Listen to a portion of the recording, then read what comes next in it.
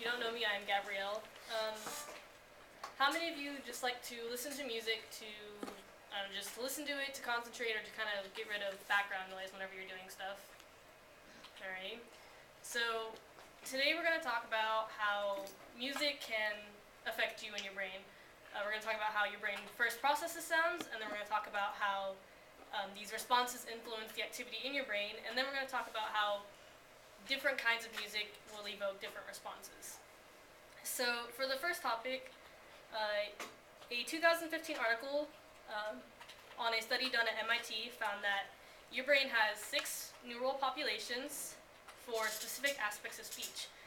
2 of them are for specifically speech and music, and then the other 4 are acoustic areas, specifically for pitch and frequency. The 4 acoustic areas overlap the primary regions of the brain, so they're all in one specific region, while the other 2 are in a completely different region and operate on their own. Most of you know that when your brain is responding or performing an activity, neurons are responding, so they're traveling along your brain. And a study done by Stanford in 2012 found that even when you're listening, even non-musicians are actively engaged, at least subconsciously, in tracking the ongoing developments of a musical piece and performing predictions about what will come next. So this basically means that whenever you're listening to music, you have your brain, and as you can see, there are multiple aspects of your brain that are active at once when you're listening.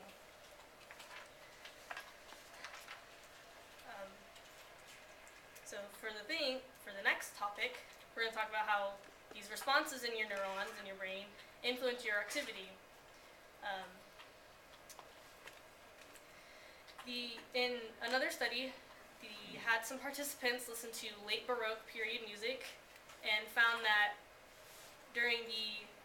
after the first part of your brain activated, there's a second part called the dorsal frontoparietal network activates and updates the working memory of your brain. So basically, this just means that when you're listening, something happens first in your brain where it registers what you're listening, and then the second part activates, and your memory is updated to remember what you've just listened.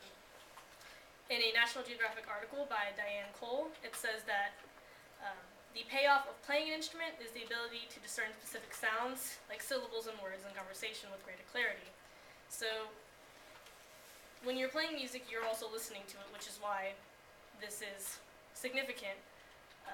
Another study done by Jennifer Bugos, I believe is how you pronounce it, who is an assistant professor of music and education at the University of South Florida of Tampa, found that even in older adults, 60 to 85, just 6 months of individual piano lessons showed robust gains in memory, verbal fluency, the speed at which they processed information, planning ability, and other cognitive functions compared with those who had not received lessons. So because so much of your brain is active at a time, it helps your brain. It's like when you work out, and when you work out repeatedly and you condition, your muscles are broken down first, and then they are rebuilt so that they are stronger. Same goes for your brain. So basically, listening to music, as well as playing it on an instrument, can help improve your memory, listening skills, and the speed at which you process information. So this is beneficial for as you get older, that you are less prone to mental ailments such as maybe Alzheimer's. This is not conclusive, but maybe. For our third topic, how different music will give you different responses. Dr. Herbert, who is a research fellow at the Faculty of Music at Oxford, says that emotional reactions to music involve the brain's limbic lobe, which incorporates structures such as the amygdala, hypothalamus, thalamus, and cingulate gyrus that process emotional reactions subcortically. So basically, this just means that whenever you're listening to music, it will reach you, and before you can actually think about it, it will affect you, which is why you experience emotional responses. Something else that explains this is the theory of musical equilibration, which basically states that a set of notes does not necessarily have a specific emotion within themselves, but that the content of the will of the music, basically whatever the composer wants you to feel, is what you're feeling based on the notes. An example is whenever you hear what's called a minor chord, which is, as the Daniela and Bernard Wilmick, in a paper written by 2011, state, is a suppressed major chord.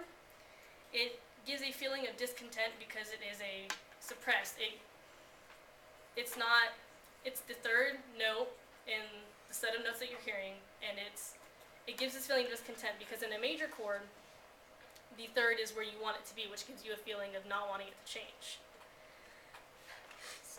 This is why whenever you hear a major chord, it provides a feeling of sober-minded contentment because we don't want the third to change. So, in conclusion, we talked about how your brain processes sounds with all the neurons and the neural populations, how they can affect your brain activity with memory enhancement and listening skills, and how and why certain music evokes certain emotions. So, in the words of William Shakespeare, if the music be the food of love, play on.